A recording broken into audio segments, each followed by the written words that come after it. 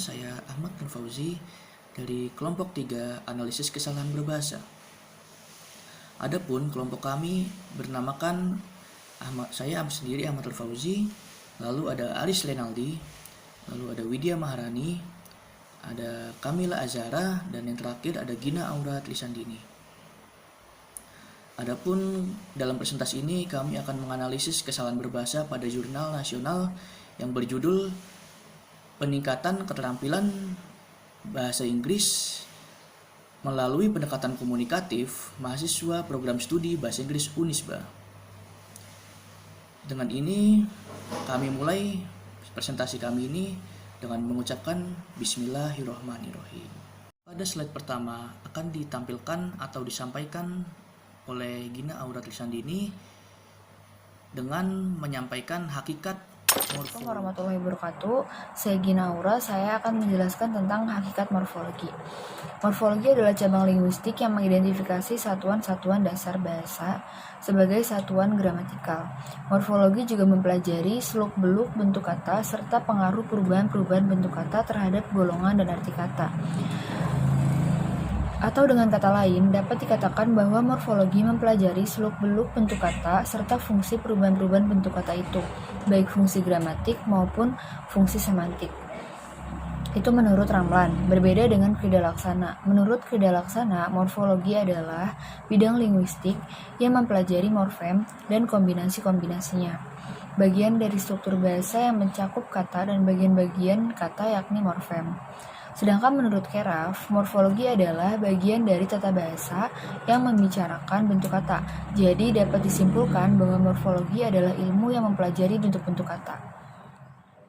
Ya, jadi di sini saya ingin melanjutkan diskusi teman saya yang sebelumnya. Dan di sini kami menganalisis berupa artikel dengan melalui pendekatan morfologi, dan kami mengambil 5 kesalahan, yaitu dalam unsur serapan, terus yang kedua pilihan kata, yang ketiga tanda baca, yang keempat kata depan, dan kelima penulisan. Dan di 5 ini ada kesalahan di dalam artikel yang kami analisis. Dan yang pertama ini kan kata serapan. Kata serapan ini yaitu melalui proses adaptasi disesuaikan dengan lafal dan ejaan bahasa Indonesia. Biasanya terdapat pada misalnya kata bahasa Inggris disesuaikan dengan lafal dan ejaan bahasa Indonesia gitu. Harusnya kan menggunakan kata baik dan benar atau kata baku dalam bahasa Indonesia. Yang kedua, ada pilihan kata. Pilihan kata itu di sini kata yang tepat atau selaras. Misalnya Bu Guru memberikan nilai hasil matematika. Nilai hasil itu sudah mencakup kesamaan poin. Gitu. Yang ketiga, tanda baca. Tanda baca itu simbol dalam bahasa. Jadi di sini tanda baca itu banyak, ada tanda baca titik, koma, seru, tanya. Dan di situ ada nanti contohnya akan dipaparkan oleh teman saya. Terus yang ketiga ada kata depan. Kata depan ini biasanya di depan nomina, contohnya dan, atau, dan lainnya. Dan yang terakhir ada penulisan. Penulisan ini proses cara atau perbuatan menulis atau menuliskan yang baik atau menuliskan yang baik. Contohnya kan di sini kalau penulisan itu seperti mata kuliah. Mata kuliah harusnya dipisah dan di dalam artikel kami itu digabung. Jadi itu kesalahan penulisan. Ya, jadi sekian dari paparan dari saya. Selanjutnya akan dipaparkan oleh teman saya contoh-contoh dalam 5 hal itu. Terima kasih. Assalamualaikum warahmatullahi wabarakatuh. Saya Widya Maharani akan menjelaskan slide berikutnya. Slide berikutnya ini mengenai tentang hasil analisis yang didapatkan oleh kelompok kami. Yang pertama itu adalah unsur serapan. Kesalahan penulisan dalam unsur serapan itu terdapat pada kalimat mahasiswa kurang memiliki penguasaan standar pada aspek basic knowledge. basic knowledge merupakan unsur serapan dalam bahasa Inggris, tetapi penulisannya tidak dimiringkan pada kalimat tersebut. Penulisan yang benar mengenai unsur serapan yaitu harus dimiringkan. Jadi penulisan kata basic knowledge yang benar itu harus dimiringkan.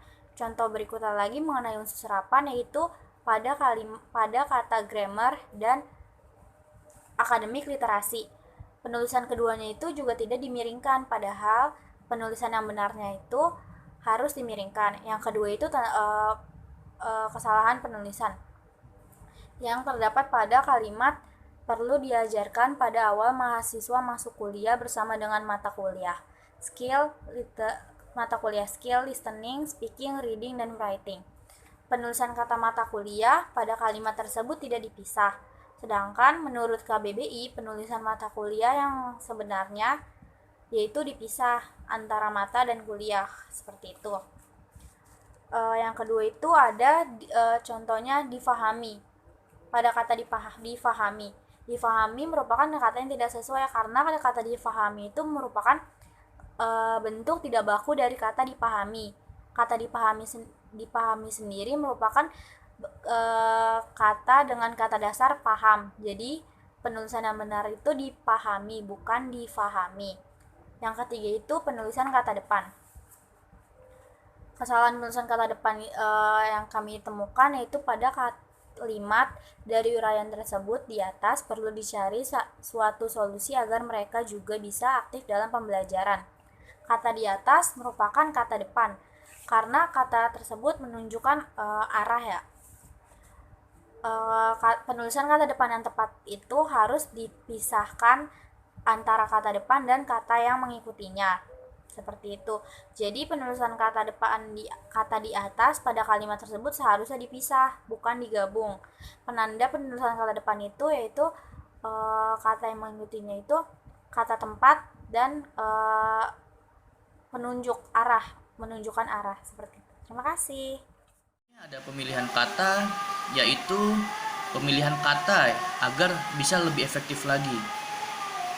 Dalam tabel analisis kita ini, kita menggunakan atau menemukan kalimat yang salah atau tidak efektif berupa kata keberuntutan yang seharusnya dijadikan kata keruntutan, yaitu pada kalimat hasil keberuntutan bicara mahasiswa dengan pendekatan komunikatif yang seharusnya hasil runtutan bicara mahasiswa dengan pendekatan komunikatif.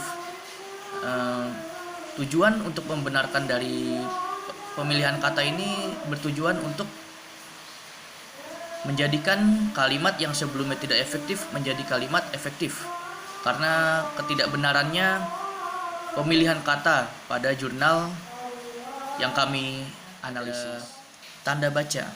Tanda baca bisa diartikan sebagai tanda pemisah atau penghubung seperti tanda koma, tanda titik, dan tanda lain-lainnya. Pada jurnal ini banyak ditemukan kesalahan tanda baca dalam kalimat-kalimat yang seharusnya dipenggal oleh tanda koma namun tidak dipenggal oleh tanda koma.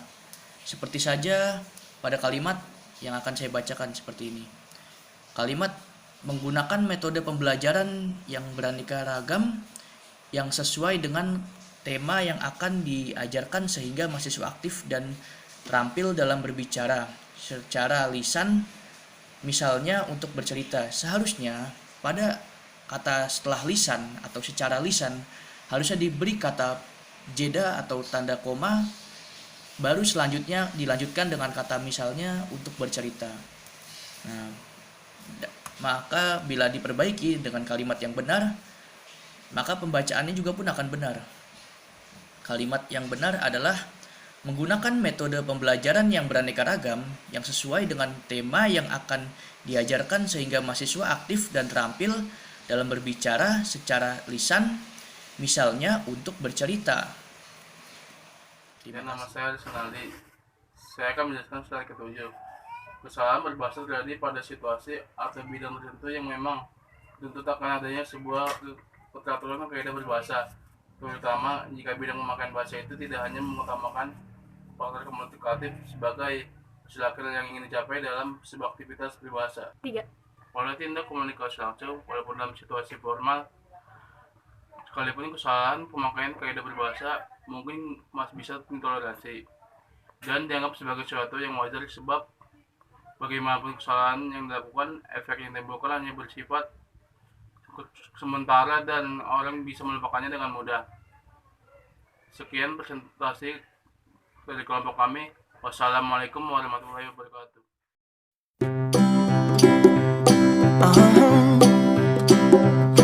If you ever find yourself stuck in the middle of the sea